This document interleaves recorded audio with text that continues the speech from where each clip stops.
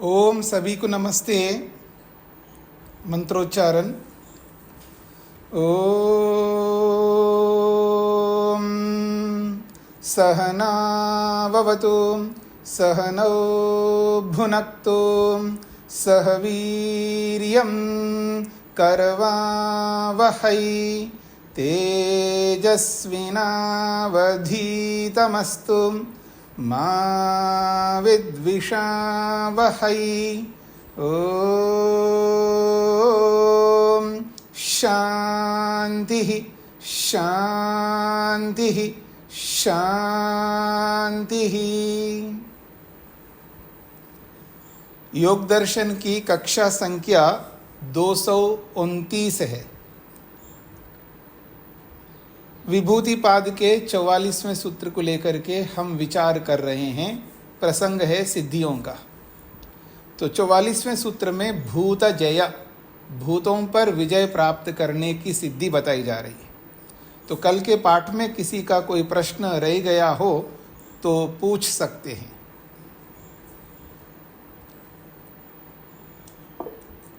हाँ जी, गुप्ता जी। नमस्ते स्वामी जी। जी स्वामी जी, मैं जो स्थूल, जो आपके स्थूल और जो स्वरूप है, मुझे एक जैसे वो चीज लग रही है जी। मतलब उसको पृथ्वी बोलते हैं, कठोर बोलते हैं, तो ये सेम थिंग ना जी, पर ये अलग है जी। कौन सा? ये स्थूल और जो आपने 5 रूप बताए ना जी, जी 5 चीज, स्थूल, स्वरूप, सुसमन में स्थूल और स्वरूप एक जैसी चीज लग रही है जी। क्या फर्क है आपस में? यहाँ बताए ना, स्थूल शब्द से यहाँ पर क्या बताया गया था वो आपको समझ में आया? स्थूल शब्द से जो ये रूप ले रहे हैं, मतलब स्थूल शब्द से एक तो ये ले रहे, पृथ्वी ले लिया, आपका कठोरता ले लीजिए आपने जी, एक इसका गंध ले लिया आपने जी पृथ्वी से जी। नहीं, स्थूल शब्द से क्या लिया है वो आप बताइए पहले। आकार लिया ना जी। क्या आकार गिराने जी, आकार को बोला ना जी। नहीं, वो क्या है आकार? वो आकार क्या है? आकार जैसे पृथ्वी एज ए भारीपन हो गया, पृथ्वी का कठोरता होगी जो पिंड रूप में। नहीं, आपने फिर आप ठीक से नहीं समझे ना, आपने ठीक से नहीं समझा, या कल का पाठ आपने दोहराया नहीं है। नहीं स्वामी जी, मैंने सुना है और मैं दोनों को ना आपस में विभक्त लेकर पा रहा जी, तुमको स्वरूप को। तो आपको ढंग से सुनना है। यहाँ पर बोला है कि पार्थिवाद्या शब्दादयो पार्थिवाद्या गंधादयो विशेषा, पृथ्वीय गंध, जलीय रस, आग्नेय रूप, वायवीय स्पर्श और आकाशीय शब्द। तो ये जो रूप, रस, गंध, स्पर्श, शब्द जो है, ये जो विशेष गुण हैं, इन विशेष गुणों को यहाँ पर स्थूल शब्द से कहा है। अब समझ में आया? ये वाला जो मैंने बोला, जितना बोला उतना बताया। स्वरूप का अगला बताऊंगा ना। नहीं, ये बात मैं समझा जी, इसमें आपने विशेष शब्द जोड़ दिया जी, इसलिए आप इसको विशेष कह रहे हैं जी। आप मैं नहीं कह रहा, मैं देखिए, मैं नहीं कह रहा हूँ, यहाँ भाष्यकार कह रहे हैं। नहीं ठीक है स्वामी जी, मैं मान रहा हूँ ये बात को, यहाँ पे इन्होंने ले लिया, पर मुझे दोनों में डिफरेंस समझ में नहीं आ रहा जी। हाँ, तो आपको समझ में तब आएगा ना जब बताने वाले भाष्यकार क्या बता रहे हैं उस पर आप ध्यान देंगे, और आप अपने जो आप जानते हो उस पर आप ध्यान दे रहे हो। बताने वाले जो बता रहे उस पर ध्यान नहीं दे रहे हैं आप, इसलिए आपको समझ में नहीं आ रहा है। अब स्थूल शब्द से यहाँ पर गंधादि जो विषय बताए ना, विषय, उसको स्थूल बोला है। अब स्वरूप को देखिएगा, द्वितीयम रूपम स्वसामान्यम, द्वितीयम रूपम स्वसामान्यम। दूसरा रूप जो है उसका ये स्वसामान्यम, अर्थात मूर्ति भूमि, भूमि जो है मूर्तिमान है अर्थात कठोर है। जलम स्नेह, जल में चिकनापन है। और उष्ण अग्नि में उष्णता है, वायु में जो है बहनापन है, और सब हो रहना, सब जगह रहना आकाश का स्वरूप है। ये स्वरूप शब्द से कहा, तो स्वरूप से जो कहा है वो अलग है और गंधादि जो गुण बताए वो अलग है। दोनों समान कैसे हैं, अब बताइए आप। स्वामी जी मतलब वो गुण स्वरूप को यहाँ पे मतलब गुण हो गया ना जी, फिर यहाँ पे स्वरूप का मतलब गुण हो गया था, जो ये गुण बता रहे हैं ना सेकंड उसमें जी, स्नेह जल जो स्नेह है और उसमें मूर्ति है, तो ये गुण हो गया ना स्वामी जी। अच्छा आप ये बताइए, गुण सामान्य गुण होते हैं और विशेष गुण होते हैं या नहीं होते, ये बताइए। होते हैं। तो सामान्य गुणों को यहाँ स्वरूप शब्द से बोला है और विशेष गुणों को यहाँ स्थूल शब्द से बोला है। ठीक है स्वामी, ठीक है, समझ गया। अब कैसे समझ गए आप? नहीं, अब कैसे समझ में आया आपको, ये बताइए ना, अब कैसे समझ में आया? नहीं, मेरे समझ में ये आया है कि आप सामान्य को स्थूल बोल रहे हो और जो आपका विशेष को आप स्वरूप बोल रहे हो जी आप। ऐसे कैसे बोलूंगा जी, मैं उल्टा कैसे बोलूंगा? चलिए कोई बात नहीं, आपको समझ में आया तो अच्छी बात है। अजीत जी।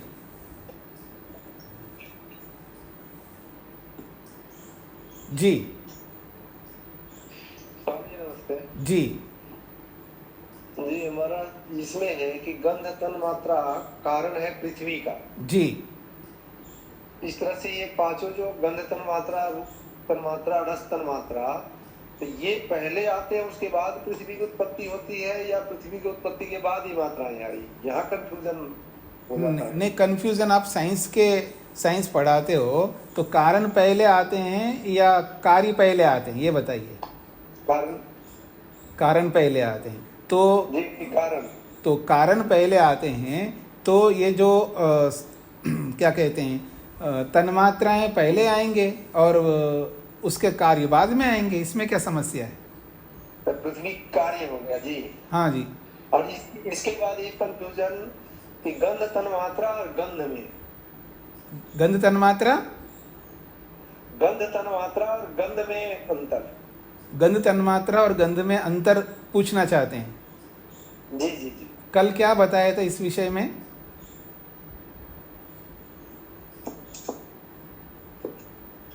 मैंने क्या बताया था कल, वो आपको याद है? मुझे एक बार सुने थे, दिमाग में अभी नहीं आ रहा है। तो एक बार रिपीट किया था इसको। तो कक्षा को आपने दोहराया था जी।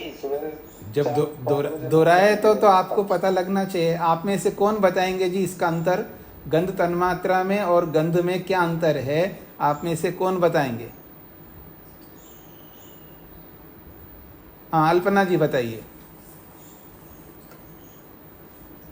नमस्ते स्वामी जी। जी स्वामी जी, जब गंध कहेंगे तो वो विषय हो जाएगा और जब गंध तन्मात्रा कहेंगे तो वो पदार्थ रूप हो जाएगा, जी द्रव्य रूप हो जाएगा। जी। हाँ जी अजीत जी, समझ में आया आपको? नहीं, अभी संदेह दूर नहीं हुआ। हाँ, संदेह दूर नहीं है, क्योंकि आप अपने मन को थोड़ा एकाग्रता से लगाइए तो जरूर समझ में आएगा। गंध तन्मात्रा एक मैटर है, एक वस्तु है, एक चीज है, ठीक है ना? और वो है रीजन, कारण।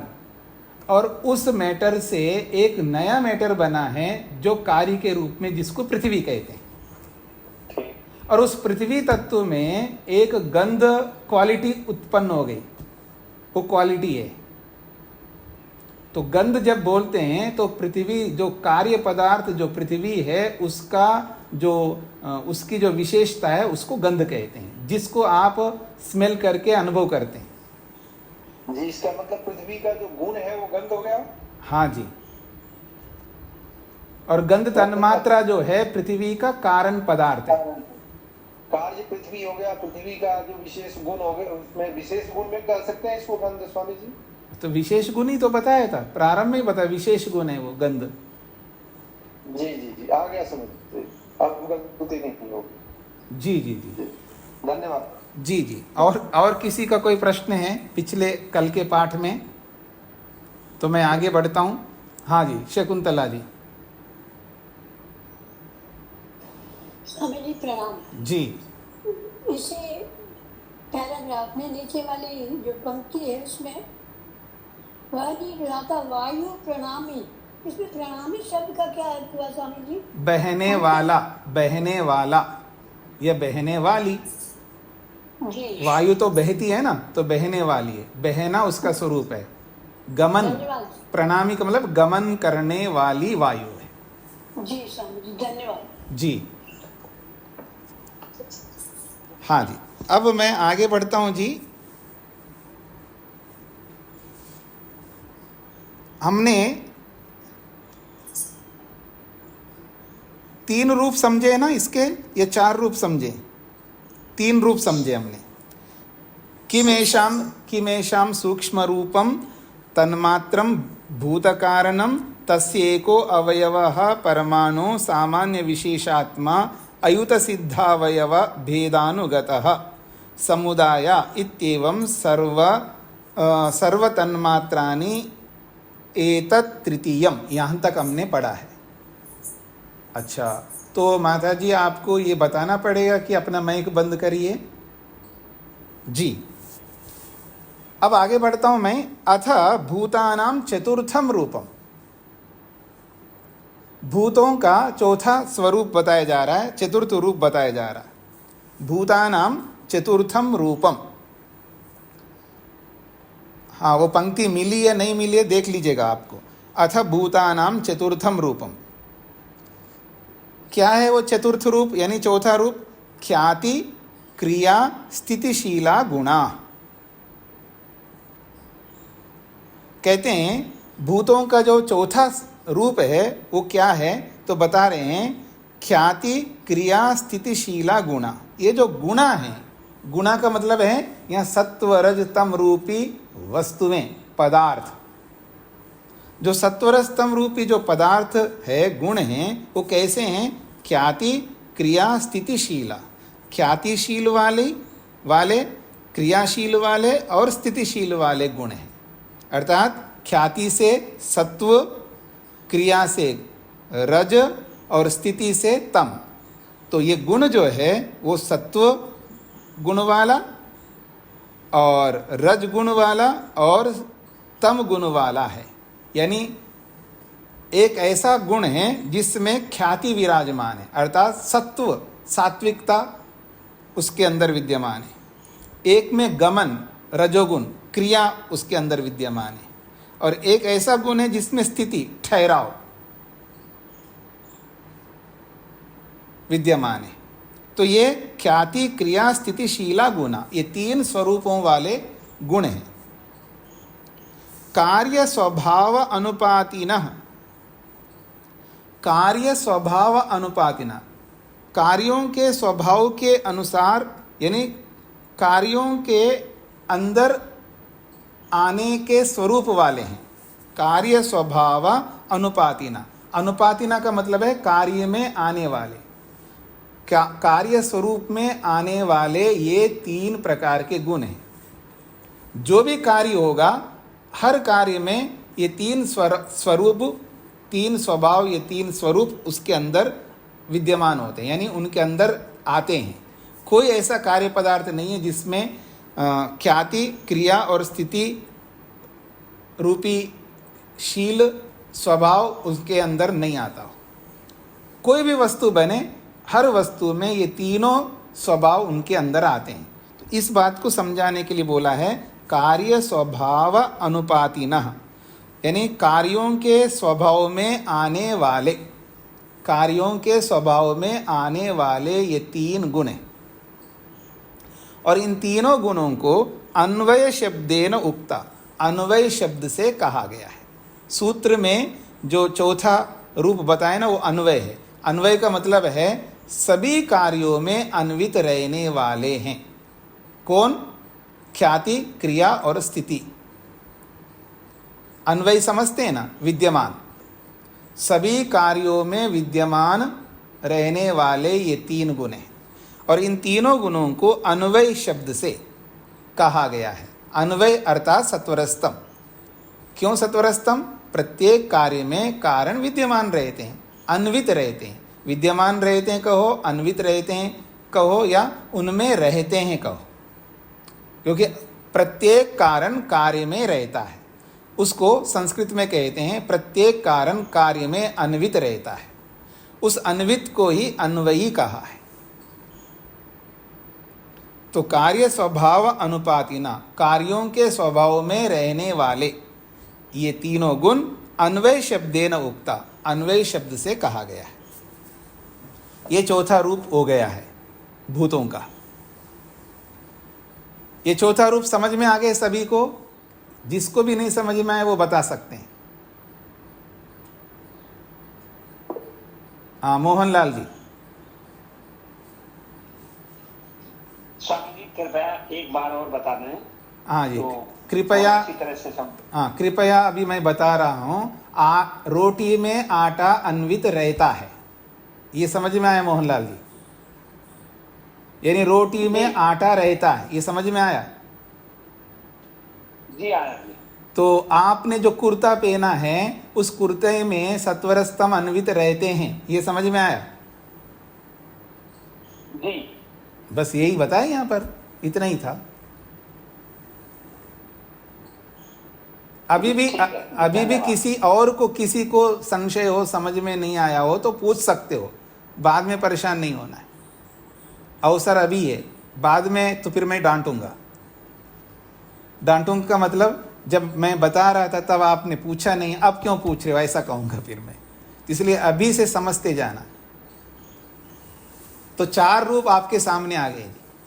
अब अंतिम 5वां रूप बताया जा रहा है और वो बहुत महत्वपूर्ण है। अथ एषाम पंचमम रूपम अर्थवत्व। हाँ जी, अनीता जी को क्या कहना है? अनीता जी आनंद। एक अनीता जी आर्या है, एक आनंद जी है। हाँ सॉरी स्वामी जी, गलती से हाथ लग गया था जी। अच्छा जी। तो अथ एषाम पंचमम रूपम अर्थवत्वम, इन भूतों का 5वां रूप है वो अर्थवत्व। अर्थवत्व कहते हैं प्रयोजन। आखिर इन भूतों का क्या प्रयोजन है? आखिर मोहनलाल जी ने जो कुर्ता पहना है उसका क्या प्रयोजन है? किसी ने चश्मा लगाया, उनका क्या प्रयोजन है? किसी ने तिलक लगाया, उसका क्या प्रयोजन है? क्योंकि ये सब प्राकृतिक पदार्थ है ना, जो भी मैं बता रहा हूं। कोई ऐसी वस्तु, प्राकृतिक वस्तु नहीं है जिसका अर्थवत्व नहीं रहता। अर्थवत्व का मतलब प्रयोजन। आप जिस कुर्सी पे बैठे हैं, आप जिस बिस्तर पर बैठे हैं, आप जिस आसन पर बैठे हैं, आपके पास जो कुछ भी वस्तु है उन सब का एकमात्र अर्थवत्व है, एकमात्र प्रयोजन है। इसी प्रयोजन को यहां अर्थवत्व शब्द से कहा है।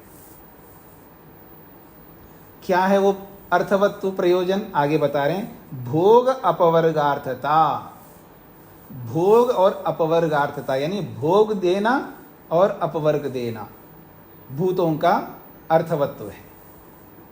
अब मैंने बोला मोहनलाल जी ने कुर्ता पहना है, उसका भी अर्थवत्व है। तो उनका कुर्ता, किसी का चश्मा, किसी की कुर्सी, किसी का तिलक, ये भोग भी देते हैं और अपवर्ग भी देते हैं। जिनको नहीं समझ में आया वो पूछे मेरे से। तिलक कैसे? तिलक का मतलब जो भी माताएं जो यहाँ पर लगाती है उसको तिलक ही बोलते होंगे ना आप। अब ये अपवर्ग को कैसे देंगे? मैंने तो बोल दिया है। जिनको समझ में आया, नहीं आया वो पूछ सकते हैं। शकुंतला जी नहीं, सेठी नहीं है, शकुंतला जी जूनागढ़ जी। नमस्ते। हाँ जी। ये नमस्ते जी, भोग तो नहीं होता है इससे, ये तो समझ में आ गया, पर अपवर्ग कैसे? रुकिएगा माता शकुंतला जी, आप अपना माइक बंद करके रखिएगा। आपसे नहीं कहा। हाँ शकुंतला जी बताइए। स्वामी जी ये भोग तो इससे मिलता है जी, परंतु स्वामी जी प्रणाम, ये नहीं समझ में आया जी। ये नहीं समझ में आया आपको?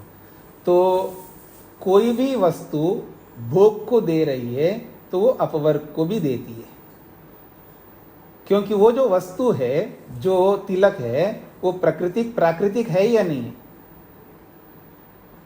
है? और प्राकृतिक है तो उस तिलक में सत्व गुण भी है, रजोगुण भी और तमोगुण है, तीनों हैं। जब तीनों हैं और तीनों का प्रयोजन यहाँ बता रहा है, भोग देना और अपवर्ग देना, तो तिलक क्यों नहीं देता अपवर्ग? आप इसलिए नहीं देता ऐसा आप बताएंगे तो फिर मैं उसका उत्तर दे दूंगा आपको। अभी पूरा समझ में नहीं आया होगा ना? हाँ, पूरा समझ में नहीं आया। अच्छा, मैंने बोला मोहनलाल जी ने कुर्ता पहना है, वो कुर्ता भोग को भी देता है अपवर्ग को भी देता है, ये समझ में आया आपको? नहीं आया? नहीं आया ना? अच्छा अच्छा, समझ में नहीं आया, अभी भोग तो समझ में आया। माता शकुंतला जी, यहाँ 2 शकुंतला जी हैं और माता हाँ, मैंने पहले यही बोला था आपको 2 बार 3 बार, तो आपको माइक बंद करके रखना। यहाँ जूनागढ़ से एक शकुंतला बहन है, वो प्रश्न कर रही है जी।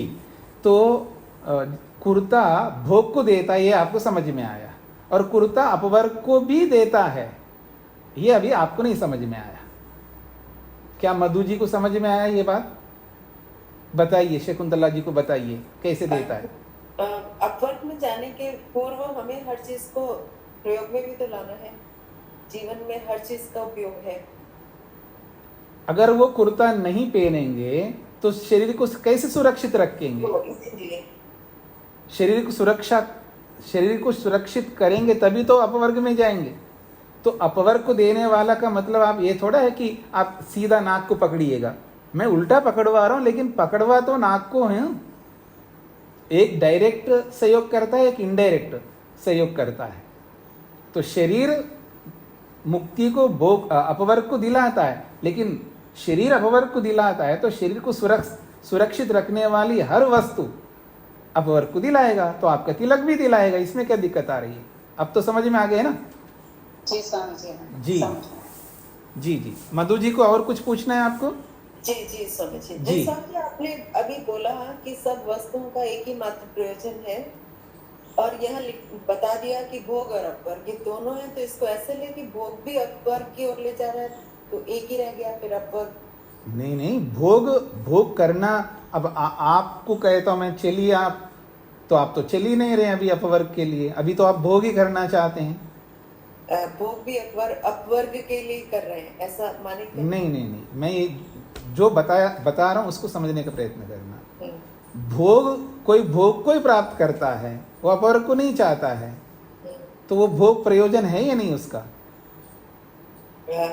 और प्रयोजन तो है। मेरा प्रश्न ये है स्वामी जी कि वस्तुओं का भोग एकमात्र प्रयोजन है, और वहां बता दिया फिर भोग और अपवर्ग 2 हो गए ना प्रयोजन। नहीं, भोग एकमात्र प्रयोजन है, भोग ऐसा कहाँ बताया? अभी आपने बोला, जो मैंने लिख लिया है यहाँ पर, संभवतः मैंने गलत लिख लिया। हाँ, आपने गलत लिखा, उसको चेंज कर दीजिएगा। वस्तुओं का एकमात्र प्रयोजन है भोग और अपवर्ग। हाँ, ये पंक्ति बोली। हाँ, भोग और अपवर्ग बताया, दोनों बताया। तो फिर भी तो स्पष्ट नहीं हुआ अभी मुझे। एक आप भोग को भी प्राप्त करते हो, आगे चल करके अपवर्ग को भी प्राप्त करते हो। एट ए टाइम एक प्रयोजन है, एक समय में एक प्रयोजन है।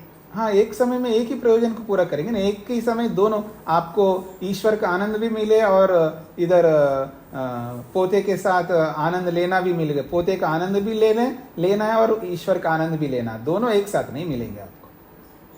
पोते का आनंद को छोड़ोगे तो ईश्वर का आनंद मिलेगा, या ईश्वर का आनंद छोड़ोगे तो पोते का आनंद ले पाएंगे। दोनों में से एक ले पाएंगे एक समय। अच्छा जी, पर अल्टीमेट लक्ष्य तो फिर अपवर्ग ही है ना, फिर हाँ। इसको कैसे समझे? लेकिन हाँ, आप भोग भी तो करते हो ना, भोग कर रहे हैं, उससे आनंद ले रहे हैं, नहीं ले रहे हैं, इसलिए तो वो भी प्रयोजन है। ऐसा तो नहीं होगा ना कि बिल्कुल आंख बंद करके चले और हमें अपवर्ग मोक्ष की ओर चले जाएंगे। ऐसा कोई नहीं चल सकता, भोग तो करना ही पड़ेगा। योगी को भी यहाँ 2 लिखवा दिए ना, भोग और अपवर्ग। तो 2 प्रयोजन है ना, एक प्रयोजन थोड़ा है, 2 प्रयोजन है। अच्छा, तो फिर मैंने गलत लिख लिया। हाँ जी, ठीक है, धन्यवाद। जी। हाँ जी, चेतन जी को क्या पूछना है? स्वामी जी, अगर ये तिलक लगाना भोग और अपवर्ग दोनों दिलाता है, तो फिर हम इधर उसका निषेध किया गया जी, तिलक वगैरह का। इसमें कहीं बाह्य वेद बाह्य रीति है जी ये। देखिए इधर उधर आप पटरी से उतर रहे हैं। अब किस तिलक का निषेध किया बताइए, कहाँ निषेध किया है तिलक का? अभी इस समय तो प्रमाण नहीं है जी। बाकी हम आर्यों में तो तिलक नहीं लगाते जी। तिलक नहीं लगाते हैं तो आप नहीं लगाते होंगे, और आर्यों में तिलक न लगाने का कहीं निषेध कहीं मेरे पढ़ने में तो नहीं आया। चलो ठीक है जी, फिर मैं देख के आपको। हाँ देख लीजिएगा। तो क्या आप लोग चंदन नहीं लगाते हैं? चंदन तो यहाँ पे उपलब्ध है नहीं जी, और वैसे ही तिलक लगा देते हैं। ये जो दूसरे हैं ना जी, ऐसे ही मतलब किसी का जो लगा दिए, बस जो भी मिला वो तिलक लगा देते हैं। अच्छा ठीक है, कोई चंदन का लगाता होगा, कोई कुमकुम का लगाता होगा, जो आजकल आर्टिफिशियल जो भी आते होंगे। अभी भी तो आप लोगों ने, कई लोगों ने लगाए ना, मधु जी ने भी तो लगाया तिलक, लगाए ना आपने? स्वामी जी इसको बिंदी कहते हैं। हाँ तो ठीक है जी, बिंदी कहो तिलक कहो एक ही बात है। जिनको पता नहीं है उनके लिए नहीं। अब बीच में नहीं बोलना है माता जी, तो उसको आप तिलक बोलो या बिंदी कहो। बिंदी ये मॉडर्न वर्ड हो गया, और तिलक जो है वो पुराना हमारा वैदिक वर्ड हो गया। जो भी है, तो हिंदी में तो तिलक भी बोलते हैं ना उसको। तिलक का मतलब लंबा लगाना, ऐसा लगाना, वो भी तिलक है। तिलक के कई रूप होते हैं, तो बिंदी भी तिलक ही है और कुछ नहीं है। तो वो बिंदी क्यों लगाती है माता जी? उससे सुंदरता आती है। क्या अपने आप को सुंदर बनाना गलत है? सुंदरता से सुख लिया जाता है। सुंदर बनना वेद का आदेश है। समझ रहे हैं आप लोगों को? तो जो बिंदी आप लगाते उससे सुंदरता आती है। किसी को बिना बिंदी का भी सुंदरता लाना हो वो स्वतंत्र है। यहाँ कोई ऐसा नहीं कि तिलक लगाना ही चाहिए, नहीं लगाना चाहिए ऐसा कोई नियम नहीं है, लगाना चाहिए ऐसा कोई नियम नहीं। जितने भी भौतिक साधनों का प्रयोग करके जो व्यक्ति अपने आप को सुखी बनाना चाहता है, कोई तिलक लगा करके सुखी बनाना चाहता है अपने आप, कोई बिना तिलक लगा करके सुखी बनाना चाहता है। लेकिन वो तिलक नहीं लगा रहा, लेकिन दूसरा पाउडर लगा रहा होगा, मेकअप कर रहा होगा, कुछ और लगा रहा होगा, कुछ तो लगाता ही होगा ना।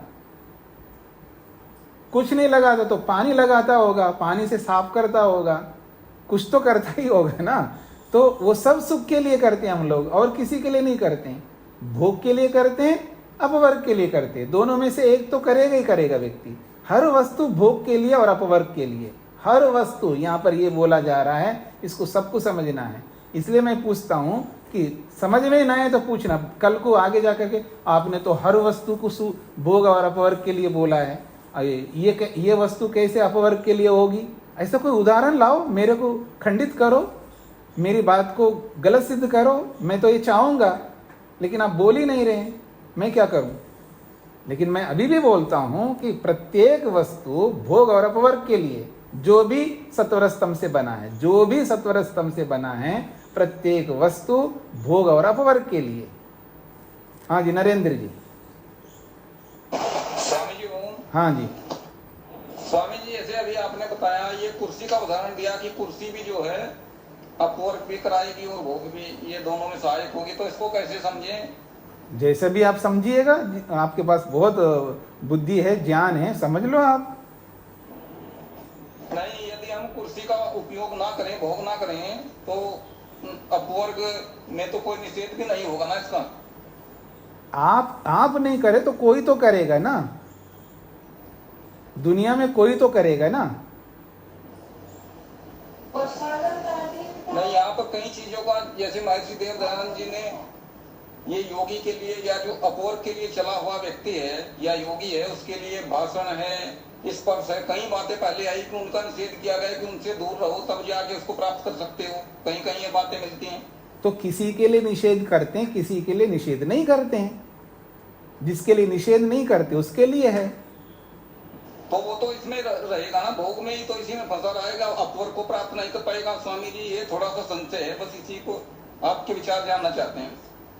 देखिएगा, फंसा रहे ना, उसका दोष है ना।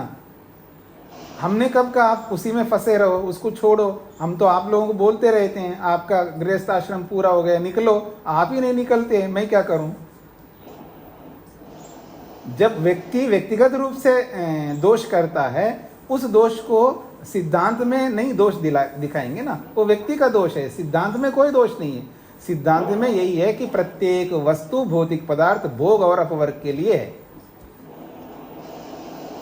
स्वामी जी थोड़ा सा इसको ऐसे स्पष्टीकरण चाहते हैं, जैसे कोई ब्रह्मचारी सीधे ही गृहस्थ ना अपना करके वो सीधा ही संन्यास लेके और अपवर्ग की तरफ बढ़ता है, तो उसने तो भोग किसी उसका नहीं किया, उसको जल्दी अपवर्ग प्राप्त हो जाएगा।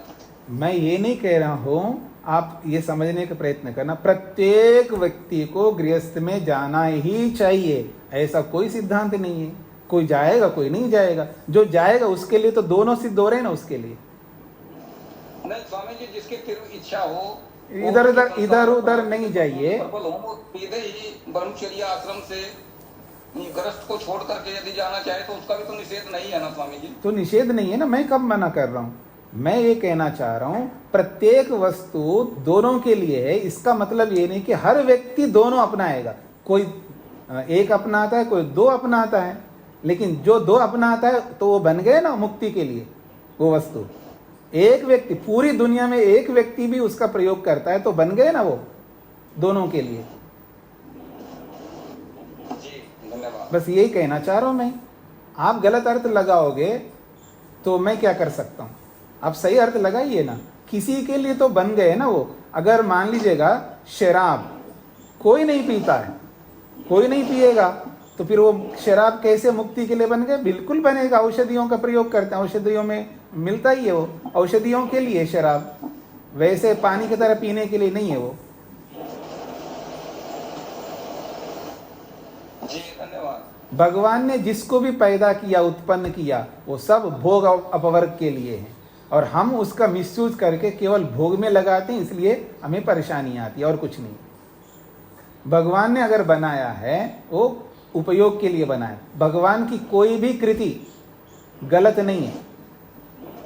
स्वामी जी कई बार ये भी तो बहुत बार सुना जाता है, कहा जाता है कि यदि मुक्ति को चाहते हो तो संसार तो इससे हटना ही पड़ेगा, इससे दूर रहना पड़ेगा, तभी मुक्ति को प्राप्त कर सकते हैं।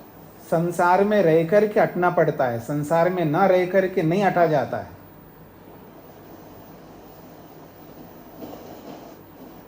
जी। संसार का सदुपयोग करते हुए मुक्ति की ओर बढ़ना पड़ता है। संसार का प्रयोग ना करके कोई भी मुक्ति के लिए नहीं जा सकता, ना मुक्ति में जा पाएगा। संसार का सदुपयोग करते हुए मुक्ति पे जाने का आदेश है, और हम लोग सदुपयोग ना करके दुरुपयोग करते हैं, इसलिए उनको, जो दुरुपयोग करने वाला होता है उसको रोका जाता है। जो दुरुपयोग नहीं करता ना उसको कोई नहीं रोकता। इस बात पर समझने का प्रयत्न करना। जो सदुपयोग करने वाले व्यक्ति को दुनिया में कोई नहीं रोकता। अगर मैं शराब ला करके केवल औषधि में डाल करके दे रहा हूं ना, मैं खुद पी रहा हूं ना किसी को पिला रहा हूं, शराब ला करके औषधि में डाल करके एक वैद्य, मैं का मतलब एक वैद्य खुद शराब नहीं पीता, खुद किसी को शराब नहीं पिलाता, लेकिन उस शराब का केवल प्रयोग औषधि में डालने का प्रयोग, औषधि में डालता है और औषधि देता है, तो सदुपयोग कर रहा है। और उसको देख करके नरेंद्र जी शराब ला के बोतलें बोतलें पीते जा रहे हैं, और मैं क्या करूं? वो दुरुपयोग कर रहे हैं। तो प्रत्येक वस्तु ईश्वर ने अगर बनाया है, किसी भी वस्तु को जहर बनाया है, वो उपयोग के लिए बनाया, सदुपयोग के लिए बनाया जहर को, और हम उसका दुरुपयोग कर रहे हैं, तो जहर का थोड़ा दोष है। किसी भी वस्तु का कोई दोष नहीं है, उस वस्तु का प्रयोग करता है उसका दोष होता है। जी बहुत बोल दिया जी, मैं इसको रोकता हूं, आगे बढ़ता हूं। तो इस 44वें सूत्र में 5वां जो रूप बताया वो अर्थवत्व। अर्थवत्व कहते हैं प्रयोजन। प्रयोजन दो है, एक भोग करना और एक अपवर्ग करना। तीसरे कह रहे हैं गुणेषु एव अन्वयिनी। भोगापवर्गार्थता के बाद में लिखा है गुणेषु एव अन्वयिनी। गुणों में ही ये अन्वित रहते हैं, भोग और अपवर्ग। कोई ऐसा गुण नहीं है जिसमें भोग और अपवर्ग अन्वित नहीं रहते हो, अर्थात कोई ऐसा गुण नहीं है जिसमें भोग ना हो और अपवर्ग ना हो, अर्थात वो भोग को देने वाला भी है और अपवर्ग को देने वाला भी है, ये इसका अभिप्राय है। गुणेषु एव अन्वयिनी, गुणों में ही अन्वित रहने वाले भोग अपवर्गार्थता है, क्योंकि भोग अपवर्गार्थता जो है यह स्त्रीलिंग में है, इसलिए अन्वयिनी में भी स्त्रीलिंग है।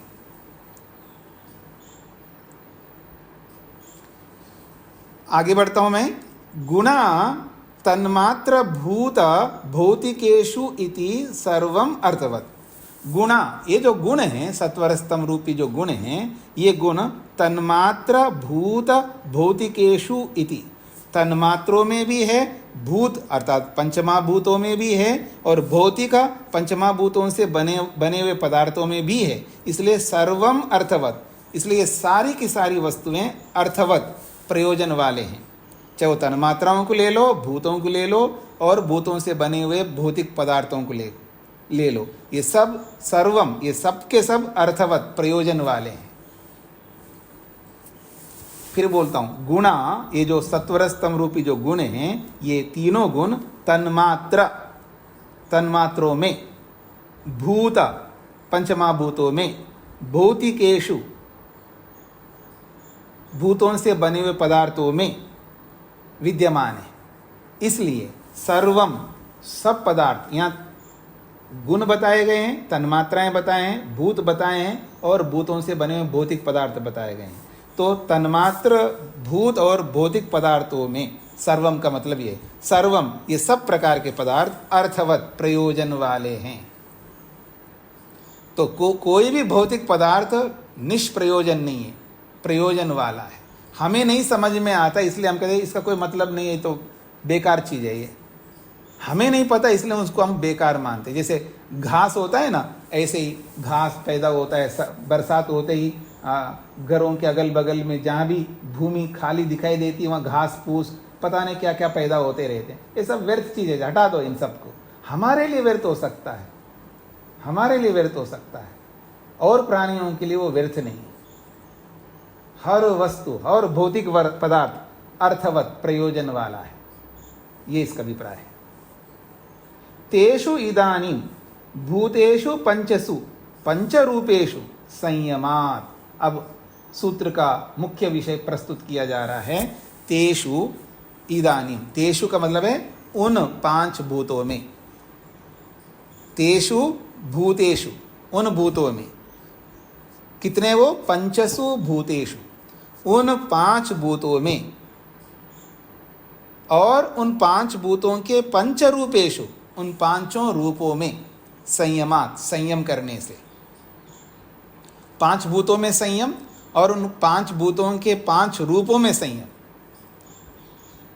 करने से, तस्य तस्य रूपस्य स्वरूप दर्शनम, उस भूत का जो जो रूप है उस रूप का दर्शन हो जाता है, प्रत्यक्ष हो जाता है। न केवल प्रत्यक्ष होता है, जयश्च प्रादुर्भवति, और उन पर विजय भी प्राप्त होता है। तेषु इदानीम का मतलब यहाँ तक हमने बता दिया, अब हमको क्या समझना है। इदानीम का मतलब है अब हमें ये समझना है कि हमने पांचों रूपों को प्रस्तुत किया है, अब हमें ये समझना है तेषु पंचसु भूतेषु पंचरूपेषु, पांच रूपों वाले पांच भूतों में, संयमात पांच रूपों वाले पांच भूतों में संयम करने से, तस्य तस्य रूपस्य उस भूत के रूप का, स्वरूप दर्शनम उसका वास्तविक स्वरूप का दर्शन, प्रादुर्भवति प्रादुर्भूत होता है। इतना ही नहीं, च और जय उन सब भूतों का जय विजय भी प्राप्त होता है, यानी उन सबको जीत लिया जाता है, इसका ये अर्थ है। तत्र पंचभूत स्वरूपानि जित्वा, अब पांच भूतों के स्वरूपों को जीत करके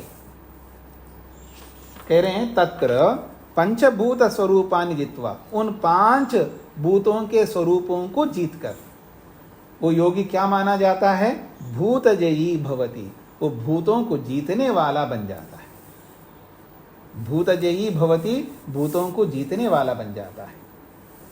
तज्जयात, तज्जयात उन भूतों को जीत लेने से। वत्सानुसारिण्य इव गावो अस्य संकल्पानुविधायिन्यो भूत प्रकृतयो भवन्ति। बहुत अच्छा उदाहरण दिया है।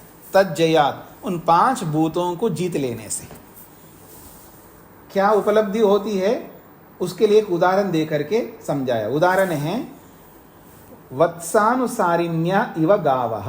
गावः कहते हैं गाय, इव का मतलब होता है समान। वत्सानुसारिण्य, वत्स कहते हैं बछड़े, बछड़ी, बछड़े, गायों के जो भी बछड़ी बछड़े होते हैं ना, तो गावः गायें जो है, वत्सानुसारिण्यः इव, इव मानो गाय अपने बछड़े बछड़ियों के पीछे पीछे घूमती रहती है, जैसे आप घूमते रहते अपने बच्चों के पीछे पीछे। क्यों जी? हाँ जी, अभी तो छुट्टियां हो गई, आज आ जाओ ना। नहीं जी, अभी बेटी आने वाली है, बेटी को समय देना है। अब नाता नातिन ये सब आ रहे हैं, उनको समय देना है। अभी जी उनको दे, अब बहुत सारे काम है हमारे पास में, ठीक है ना। जैसे हम लोग अपने बच्चों के पीछे पीछे घूमते हैं, ठीक इसी प्रकार से गावः गायें, इव मानो वत्सानुसारिण्या, बछड़ों के पीछे पीछे जैसे गायें घूमती है, ऐसे ही ये जो पंच महाभूत है वो भी अस्य, इस योगी के, संकल्पानुविधायिन्यः, इस योगी के जैसे संकल्प होते हैं, उन संकल्पों को पूरा करने के लिए वो उस योगी के पीछे पीछे 5 भूत घूमते रहते हैं। भूत प्रकृतयः, और भूतों की प्रकृतियां, तन्मात्राएं भी उसके पीछे पीछे दौड़ती रहती हैं, अर्थात सब उसके पीछे पीछे दौड़ते रहते हैं।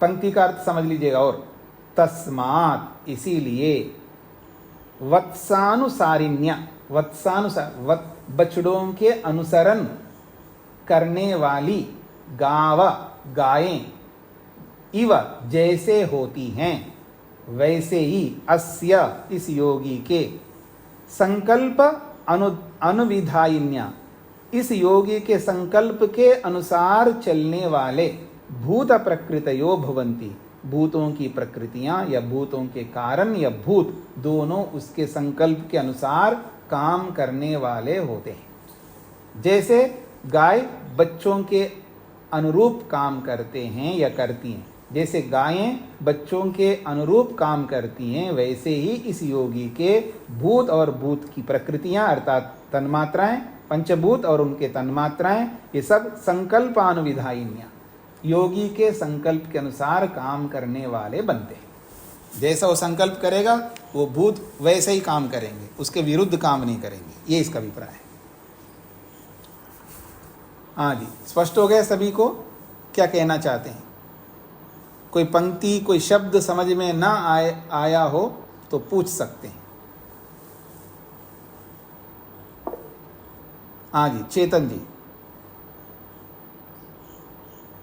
स्वामी जी, मेरे दिमाग में तो वही बात है, ये तो नेल पॉलिश है, लिपस्टिक है, ये सारा कुछ मतलब भूख पर को दिला रहे हैं। हाँ, तो इसमें क्या समस्या क्या हो रही है? आप वहीं पर अटके हैं अभी भी? आप वहीं पर अटके हैं तो नहीं दिलाते हैं, आपका ये मत है क्या? हाँ जी, इसका नहीं दिलाते हैं जी। और तो बड़ी सारी चीजें बन रही हैं जो सारा प्रयोग हो रहा है, तो सारा कुछ मतलब वर्क के लिए ऐसा मान जाना चाहिए। तो आप रोको अपनी पत्नी को, अपने बेटियों को और सबको नील पॉलिश और लिपस्टिक और ये सब लगाना बंद करवा दो फिर। मैं तो पूरा प्रयास कर रहा हूँ जी भाई, ये जो भी कोई मिलता है उनको यही, इसका कोई भी ध्यान नहीं है तिलक लगाने का। अब यज्ञ करते हैं ना जी, तो सारों को वो तिलक लगा देते हैं जी, तो मैं नहीं लगवाता जी भाई, इसका कोई विधान तो ऋषि दयानंद ने किया नहीं है जी। हाँ, तिलक मैं भी नहीं लगाता हूँ, कोई लगाने के लिए आते हैं मैं भी नहीं लगवाता हूँ। इसका ये मतलब नहीं तिलक नहीं लगाना चाहिए, ऐसा नहीं है। जिसको इच्छा है वो लगा ले। मैं उसका जो लगाता है तिलक वो गलत लगाता है ऐसा नहीं कह सकता। अगर कोई लगाने के लिए मेरे को आता है तो मैं नहीं लगवाता। मेरे को तिलक से सुख नहीं लेना, मेरे को सुख लेने के बहुत सारे साधन हैं। जरूरी नहीं है जिस साधन से कोई सुख लेता है तो उसी साधन से हम सबको सुख लेना है। अभी भी सभी को समझना है। आप सिद्धांत को नहीं देख रहे हैं, आप वस्तु को देख रहे हैं। चेतन जी की समस्या ये है, वो सिद्धांत नहीं समझ रहे हैं, वो वस्तु को समझने की चेष्टा कर रहे हैं। पहले सिद्धांत समझो तो उदाहरण समझ में आएगा। अगर आप सिद्धांत को नहीं समझें तो आपको 3 काल में उदाहरण नहीं समझ में आएगा, आप भटकते रहेंगे इसी तरह। इसलिए पहले सिद्धांत को समझ लीजिएगा। सिद्धांत ये कहता है भौतिक वस्तु, यहाँ बोला है ना, भौतिक वस्तु भौतिकेशु सर्वम अर्थवत। तो भौतिक, जो भी भौतिक वस्तु है सब प्रयोजन वाला है, और प्रयोजन क्या है? भोग और अपवर्ग। तो ये सिद्धांत अगर आपको समझ में नहीं है तो सिद्धांत पर प्रश्न करिएगा, लेकिन आप उदाहरण पे जाएंगे तो आपको दिक्कत आएगी, क्योंकि उदाहरण तब समझ में आएगा ना जब आपको सिद्धांत समझ में आए। सिद्धांत को समझे बिना उदाहरण कैसे समझना चाहेंगे आप? हाँ जी चेतन जी, सिद्धांत समझ में आया आपको? स्वामी जी मैं फिर और प्रयास करूंगा। ये बात तो ठीक है, ऋषियों ने कही है भाई ये वो करने वाली, इसमें तो हमें मान नहीं लेना चाहिए जी, पर वो कैसे मान लें? जो कुछ भी है उसको थोड़ा सा अगर और विस्तार से बता देंगे। और इससे ज़्यादा विस्तार मैं क्या करूँगा जी? हाँ, कितना ही विस्तार करूँ? आप कहते हैं और विस्तार करिएगा। तो आपको ये समझना है कि कोई भी वस्तु उसका सदुपयोग किया जाता है तो वो आपको मुक्ति तक लेके जाएगा। अगर उसका दुरुपयोग करोगे तो आपको वो मुक्ति से भटकाएगा। अब आप उदाहरण देते हो जो मुक्ति से भटकाने वाले उदाहरण। मैं कब कर रहा हूँ कि जो मुक्ति से भटकाने वाले उदाहरण यहाँ उदाहरण बनते हैं, वो तो मुक्ति को दूर करने वाले उदाहरण हैं। लेकिन अगर जैसे कोई विशेष प्रक्रिया में कोई व्यक्ति अपने आप को क्या बोलते हैं, सौंदर्य प्रसाधन साधनों का प्रयोग करता है। मान लीजिएगा चेतन जी को ऐसा नहीं समझ में आएगा। अब मान लीजिए किसी कोई कपल अभी अभी नए शादी करके आए, तो जो भी सौंदर्य प्रसाधन है वो सज धज के वो अपने पति के सामने जाती है, और पति सज करके पत्नी के सामने जाते हैं। दोनों एक दूसरे के लिए वो प्रयोग करते हैं, और बाहर के लोगों के लिए प्रयोग नहीं करते हैं। तब सही है चेतन जी? माइक खोलिएगा।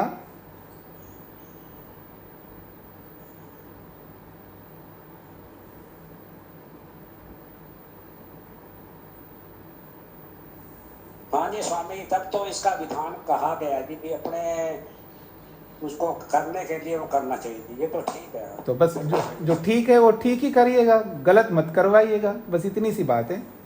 इसलिए तो मैंने बोला सदुपयोग करने पर मुक्ति का साधक बनता है, और दुरुपयोग करने पर वो मुक्ति से बाहर हटाएगा, मुक्ति से भटकाएगा। हम तो प्रारंभ से कह रहे हैं कोई भी वस्तु हो, चाहे लिपस्टिक हो, चाहे वो नेल पॉलिश हो, चाहे कोई पॉलिश हो, अगर उसका सदुपयोग करोगे तो आप भोग और अपवर्ग तक पहुंचोगे, और किसी भी वस्तु का दुरुपयोग करोगे तो आप अपवर्ग से और भोग से वंचित हो जाएंगे, दुखी रहेंगे। हाँ जी तेज नारायण जी। जी स्वामी जी, उसकी शक्ति गुणे शेषु और मानी ये संधि छोड़ सकती है। हाँ जी, कहाँ पर? ये नीचे से 5वां पंक्ति ऊपर को गुणेश पहला शब्द है। गुणेशु एव अन्वयिनी, ये वाला। जी जी जी, गुणेशु को अलग करो, एव को अलग करो, और अन्वयिनी को अलग करो। गुणेशु अलग हो गया, एव अलग हो गया, और अन्वयिनी अलग हो गया। जी धन्यवाद। जी जी, हाँ जी। और किसी का कोई प्रश्न है? हाँ जी सुधा जी। ओम स्वामी जी। जी स्वामी जी, भौतिक पदार्थों में तीनों गुण मिले हुए हैं, तो ये हम कैसे पहचानेंगे? नहीं, आपका विषय नहीं है ना, आप कैसे पहचानेंगे? मैं यह आपको बोलूँगा, इसमें आप कोई मेडिसिन लाते हो ना अपने पतिदेव जी के लिए, मैं उसमें बोलता इसमें नाइट्रोजन भी है, इसमें फलाना भी है, इसमें फलाना, मैं कैसे पहचानूं? आप कैसे पहचानेंगे? उसको जानने वाले पहचानेंगे ना। हर कोई व्यक्ति हर किसी वस्तु को नहीं पहचान सकता, उस विषय के विशेषज्ञ व्यक्ति ही पहचान पाएगा। जी जी हाँ जी। और किसी का कोई प्रश्न? अभी पूछ लीजिएगा, जिनको समझ में नहीं आया संकोच में मत रहिएगा कि मैंने बोला है कि प्रत्येक वस्तु भोग और अपवर्ग के लिए होती है। अब इसमें आपको कोई परेशानी हो, किसी को समझ में ना आए तो अभी पूछ लो, अभी खुला है दरवाज़ा। बाद में मैं दरवाज़ा बंद करने के बाद पूछोगे तो फिर डांटूंगा। जी अभी भी पूछ लो, बहुत अवसर है आपके पास में। स्वामी जी ओम। जी स्वामी जी, जैसे ये अभी चेतन जी पूछ रहे थे, तो जैसे शराब का तो बिल्कुल निषेध है कि ये बुद्धिनाशक होती है, और ये जो दूसरे लोग कहते हैं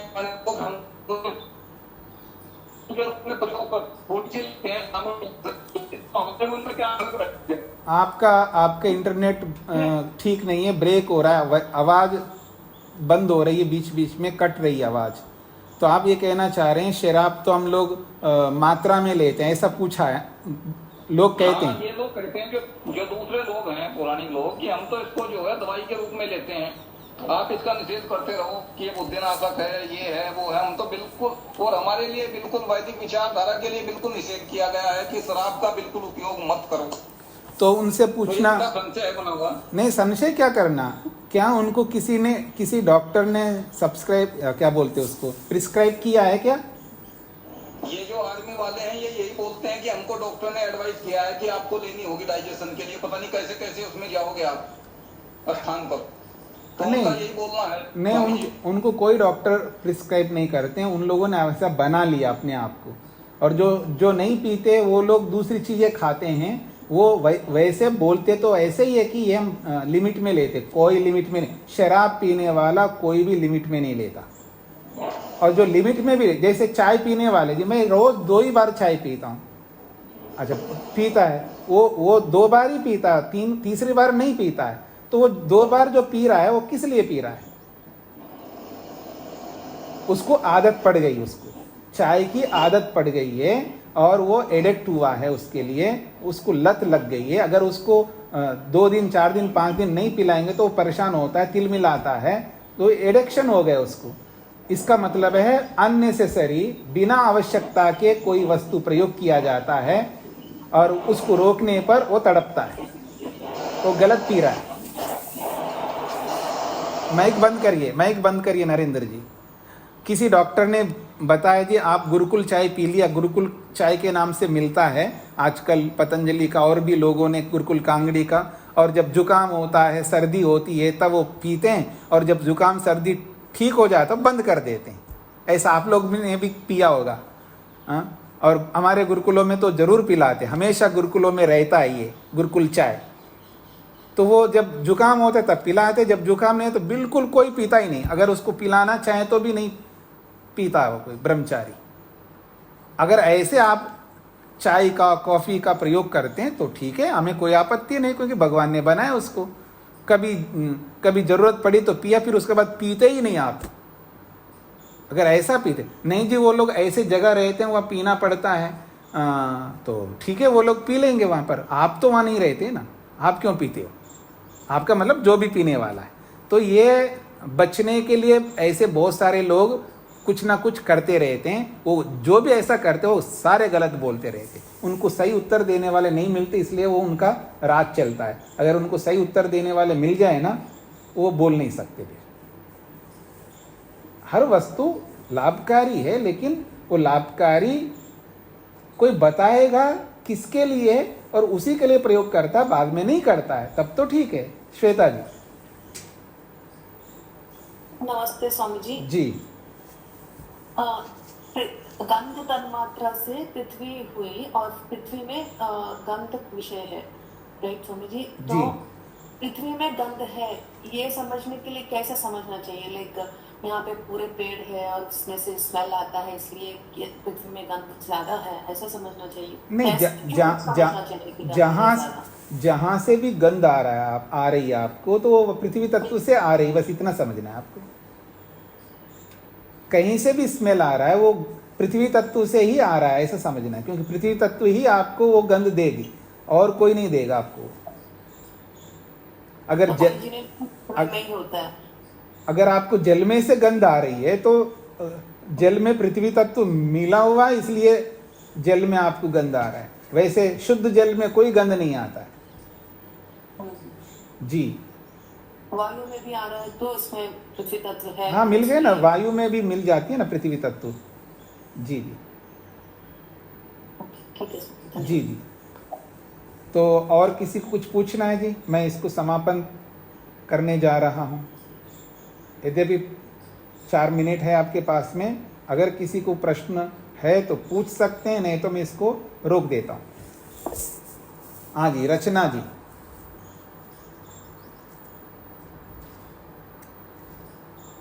नमस्ते स्वामी जी, ये वायु में पृथ्वी तत्व कैसे पता लगेगा? नहीं, वायु में पृथ्वी तत्व नहीं, मतलब जैसे वायु जो है, आपने लाल मिर्च जो है, नहीं, आपने मान लीजिए कोई ऐसी वस्तु बाहर फैलाया है जिसमें गंध है, और वो वायु आकर के उड़ा करके ले गए, और उस वायु में वो भी आ गया, तो आपको उसकी स्मेल आए। जैसे मिट्टी को उड़ा करके ले जाती है ना वायु, तो मिट्टी की गंध नहीं आती है वायु में, ऐसा।